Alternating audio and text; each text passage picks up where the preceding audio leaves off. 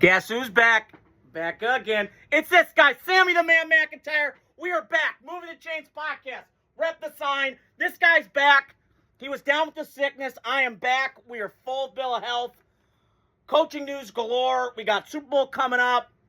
It's kind of down right now. I was a little depressed yesterday. A little depressed, no football, but I had to get on here tonight. I've been gone for a little bit. A lot of people have been asking, when am I doing my pod?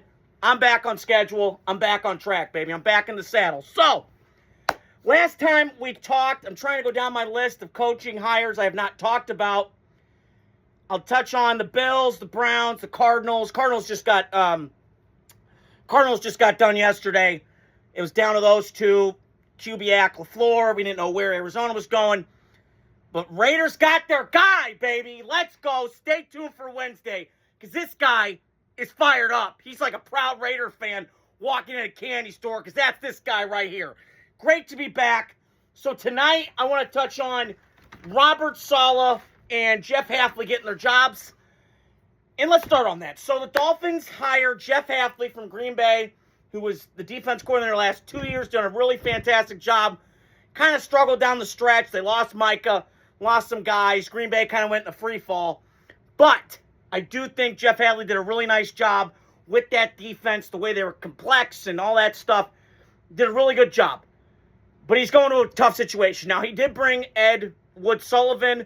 I believe that's how you say it. I know it's Ed Sullivan from Green Bay, was in that brain trust up there in Green Bay, trying to go down to South Beach and try and bring a winning culture to the Dolphins, which has kind of been hit and miss for most of my life. And I do think it's a good hire. But he's got a long way to go. Just like Arizona, you're kind of in that spot of you got to make up for what was lost with Chris Greer and that screw-ups with all that stuff, not drafting well, not getting the right players. I get it's Miami. It's distracting. I get it. I've never been down there. It's on my list of things to do. But to me, when I look at the Dolphins, there's some pieces there, for him to work with defensively, just like when Flores was there. There's defensive pieces. They play hard, play with their hair on fire, which I appreciate a lot. And I know the league's going offensive, but it depends on the young guy. If you're going a defensive coach route, you need to go young.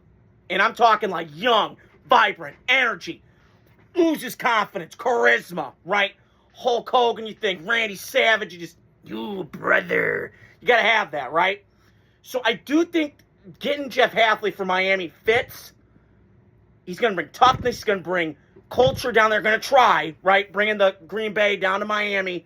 They need that. And I think when I look at John Schneider, what he's done in Seattle, he's a Green Bay guy. It's an assembly line of guys, and it kind of goes in a really good cycle there in Green Bay. So I do think that's a good hire. But he's got a lot of work to do, and I keep repeating myself. I apologize. I've been gone for a little bit. But I think the way that I'm looking at it is you need to go get the offensive line right. Got to get a lot of things on defense right. You have your pass rushers, losing Bradley Chubb. That might hurt. We'll see how that goes. But I just look at it from that perspective, right? And we shall see what happens. So, having said that, I would give it a B, maybe C, depending on it. It'd be different if the quarterback position was kind of settled. You don't know what Tua is. Quinn Ewers your guy. It just feels a little uneasy right now. But having said that, I do think it's a really good hire. And I think Miami's going to be better in the AFC East because they're much better than the Jets, right? Any Dolphin fan could say that right now. So that's my take on the Jeff Hafley hire with Miami. And then I want to touch on the Titans. They just got Robert Saleh and they paired him up with Brian Daboll, which I think was a really nice hire. Brian Daboll deserves another shot again. I thought it was in Buffalo, but Buffalo going the safe route with Joe Brady. We'll see how that works. I know Josh Allen's got a stamp of approval. Sometimes when you go in building, it doesn't work out so well, I'm just saying. So we shall see what happens with that one. But I do think the Titans, they played really well last year. I mean, the games that I watched, they played us in Vegas. That was a close game. They got some players, Jeffrey Simmons, Tony Pollard, Shimrike DK came on near the end of the year. I think Titans got a lot of things going for them. It's a tough build, but it's Nashville. It's fun. It's loose.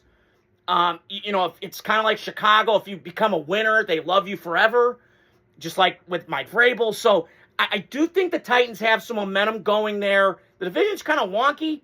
If you look at it, like, yes, Jacksonville, they did make the playoffs. They were the 1 seed, but they were at home and they lost. Can they maintain that momentum? I think Liam Cohen's a stud, but you got some question marks there. I also look at it from another perspective of the Colts. They're kind of struggling. They got no first-round picks. Quarterback position's kind of hit and miss.